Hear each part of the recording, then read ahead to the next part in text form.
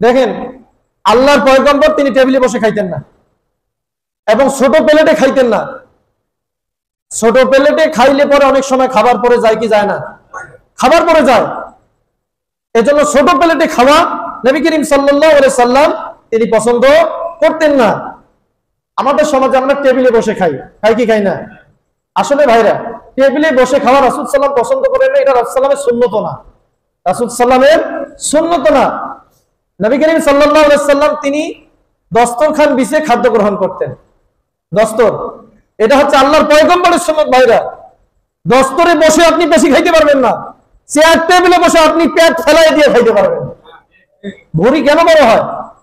Chair টেবিলে বসে আর সমানে খাই, জন্মের খাওয়া খাই। আল্লাহর পয়গম্বরের সুন্নত দস্তরখান বিছিয়ে খাইতে হয় ভাইরা। কিন্তু আমাদের সমাজ ব্যবস্থা এমন হয়ে গেছে, আমি আমার কথা বলি, আমরা কি চেয়ার টেবিলে বসেই খাই ভাইরা?